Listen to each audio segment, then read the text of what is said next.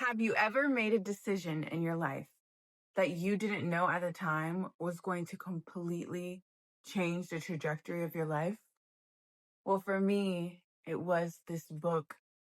This book, You Can Heal Your Life by Louise Hay, changed the trajectory of my life, rewired my brain, healed my heart, and continues to change my life in the most beautiful, profound ways.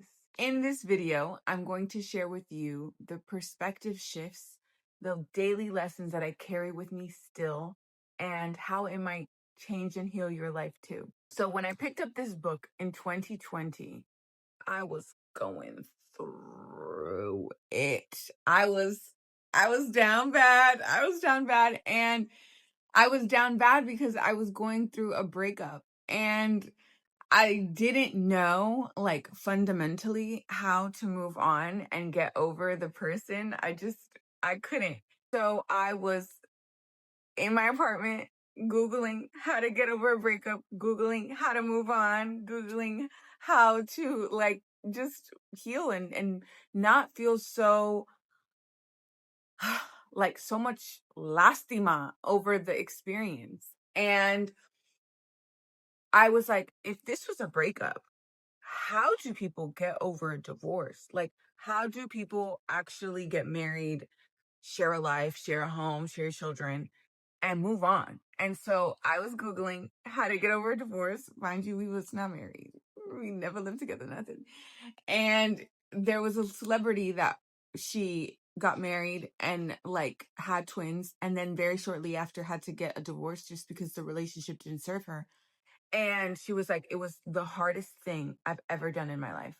But this book helped me get over it. And I was like, in cart, bought, next day, started reading the book. And I think the most beautiful thing about, like, being in a rock bottom or being in a dark place is that you're more sensitive and receptive to messages. You're actually more inclined to go to something and really ingest information more deeply because your heart is open. It might be broken, but it's also open. And when you're in a really light, happy place, you can listen and read and be also perceptive to information, but you're more sensitive to information when you are sad. There are three core lessons in this book that rewired my brain. And the first one is the power of your thoughts. Your thoughts shape your reality. They do. And your thoughts, what you think about a situation, shapes your beliefs, but it also shapes how you feel. So in the book, she says, the only thing you are ever dealing with is a thought about an experience, a thought about a circumstance, a thought about a person. And if you can change the thought, then you can change how you feel and you can change your life. And so the goal was not to get over the breakup. The goal was to change my thoughts and my perspective about the person, about the circumstance, and about the breakup. And you can change a thought. Just like you've had the same thoughts about a certain circumstance or about yourself, you can actually change them to empower and to serve you. It's a choice in thought. And a lot of us, if you don't have a practice, you're living life on autopilot. You're living life just whatever thoughts come to you and you're believing them and you're living and operating from that space.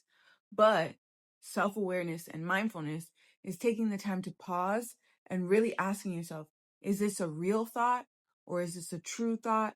And do I want it to be true? And when it's not true, can you stop it? Can you say, oh, I'm not choosing to believe that. I'm not gonna subscribe to that thought. And when I was going through the breakup, he had moved on real quick, got a new girlfriend real quick. And so my thoughts were, oh my gosh, like just really disempowering thoughts. And the book helped me be like, no, we're not thinking about this. No, no, thank you. And I would have to literally say that out loud to redirect my thoughts to something more empowering.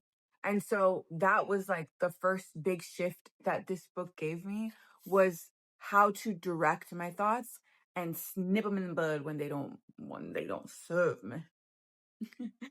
Okay, so the second thing that this book gifted me was the power of self-love.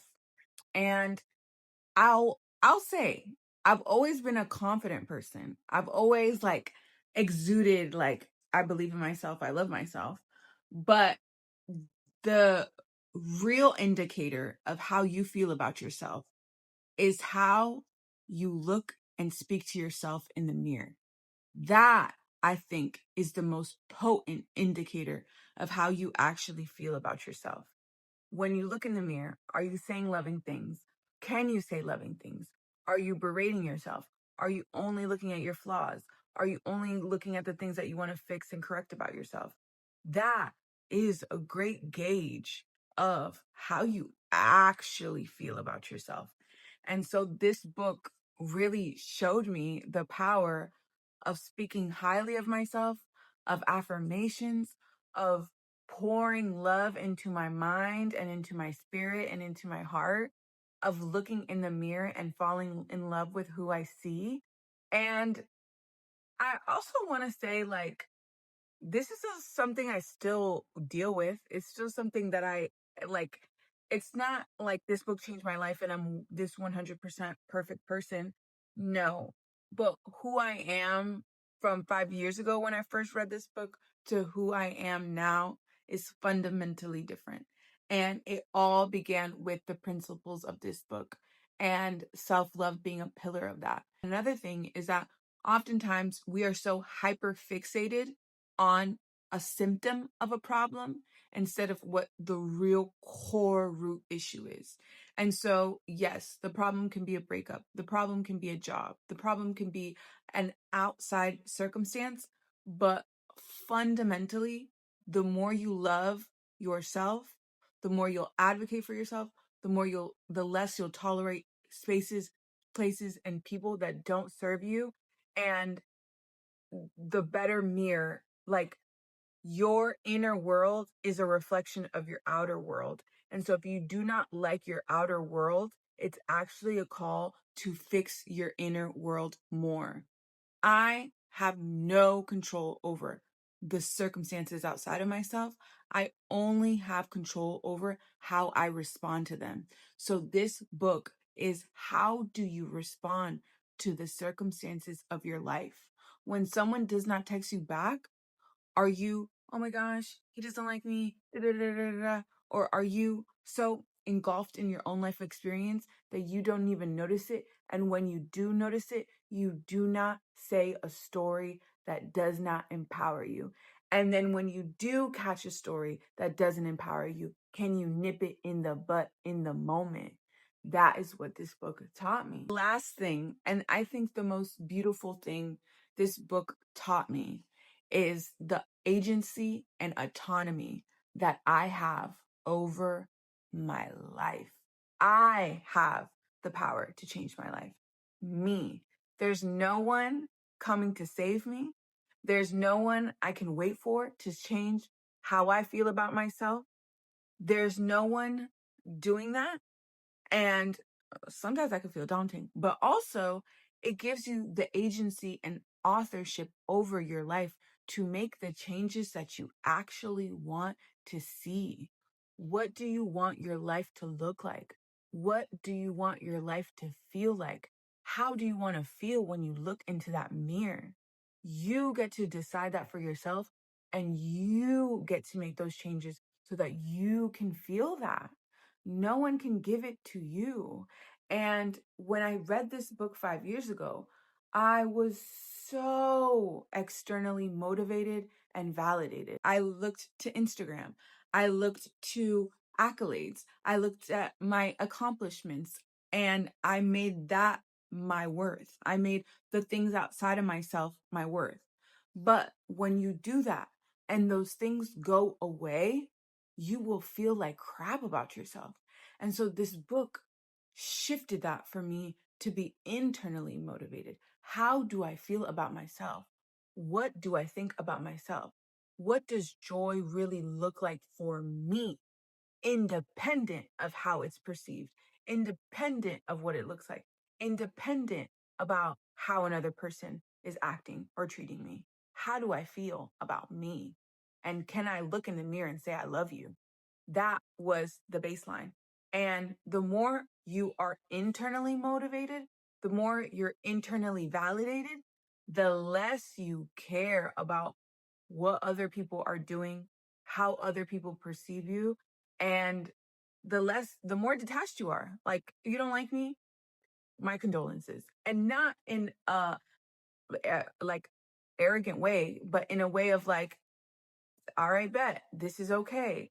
I'm not everyone's cup of tea. Everyone's not my cup of tea. And I took the actions of people less personally. And again, this is 5 years in the making. This is not, I didn't read this book and be like, I love myself so much, I'm that girl. It took time. It takes time to fall in love with yourself. And also, if you are super critical, if you have a Virgo placement, if you struggle with perfectionism, there are so much like things that you can say to yourself that are mean that you will have to unlearn. You'll have to forgive. You'll have to cultivate and nurture. Just like when you first meet someone, you get to know them, you build a relationship with them. That's the same one that you're doing with yourself. If you spent years and years being mean to yourself, berating yourself in the mirror, being cruel or unkind to yourself when something doesn't go well, that is a learned behavior that I promise you, you can unlearn. You can learn to love yourself. You can learn to make a mistake and say, it's okay. I forgive you. You're always doing your best. Like, really learning to treat yourself the way you would want to treat your daughter or your son when they make a mistake, when they do something wrong, when they do something that you don't approve of. You can learn to love yourself in a nourishing way. And that is what this book gifted to me. How do you apply the principles of this book in a simple way today? The first of the three that I suggest is number one, affirmations. Affirmations, super common. People always talk about affirmations, but really saying those things to yourself. I approve of myself. I love myself. I accept myself exactly as I am right now. Saying those things, you will learn how you actually feel about yourself. I thought I was self-aware. I thought I loved myself. I was super confident. But saying those things and pausing for the resistance that you may or may not hear gives you the baseline. That resistance is a gift because it shows you, oh, these are still areas, or this is an area I can still lovingly improve on. I can still grow into. So, number one, affirmations. And if affirmations like is just not your vibe, sing them. Find music. I love affirmational music. Find music that affirms you. And it doesn't need to be like traditional affirmational music. It can be artists that empower you, whether it's whatever pop artist you want to listen to. There is affirmational music. You just have to listen to the message and ask, does this make me feel good about myself without having to put other people down? If so, it's affirmational music. So that's the first one. The second one is mirror work. How you speak to yourself in the mirror. 10 out of 10 will change your life, like for sure. How you speak in the mirror is how you feel about yourself. So if you're being mean to yourself in the mirror, that is an invitation to love yourself more deeply. And again, I ain't perfect. I got my days, but how I speak to myself now is completely different than how I spoke to myself 5 years ago. So how are you speaking to yourself? And notice, like I notice when I'm in my funk and I be mean to myself, ooh, what's going on? Where's the love that needs more loving? Like it's not meant to be something you feel bad about. It's meant to be a devotional practice.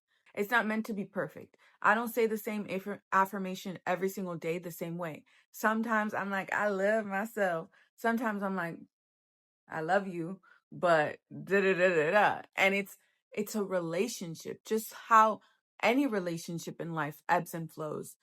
It's going to flow, but the goal is to build an awareness of where it is and how to expand it. The last step that I recommend is journaling. Writing down how you feel, writing down where you're at, writing down how you feel about a situation is cathartic. When you are in your thoughts, ripping and running around, racing thoughts, it's your mind asking you, hey, can you write this down? Hey, can you slow down? That's really what your mind is wanting. And I have so many journals, and to see like the growth, the changes, the patterns that I have when I journal is so beautiful to witness and to see. And so journaling, 10 out of 10, highly recommend. This book doesn't just sit on my shelf. It's a book I reread every single year. And it has been the biggest gift to myself is to see myself I'm getting emotional. And to see myself and the growth that I create. And in this book, there are exercises that you can do. And to me, seeing my growth and seeing how the exercises change, evolve, and stay the same is a beautiful practice that I think is like my favorite thing to do, to witness and to experience for myself. So this is my compass. It's something that I reread every year. It's my North Star, and it is like what I didn't know at the time to be the biggest gift to myself. Tomorrow, I am going to a Heal Your Life training in Scotland to learn this more deeply, to apply it to myself more deeply, and then to do workshops and to teach it to others more deeply. That I didn't know 5 years ago. And I'm so excited. It hasn't like hit me. And I'm going to do a video on my experience. I'm so excited to do that. But you can heal your life, and it's up to you. It's always, always up to you. And what a gift that is if we choose to believe that it is. If you like, oh girl, I can't look at myself in the mirror and say I love you. Know that we've all been there. There's nothing wrong with you. It's just a change that's being invited to happen. If you liked this video, please like, comment, share, and subscribe. And I'll be back with more videos on how to love yourself more deeply so that you can actually experience more joy. Bye.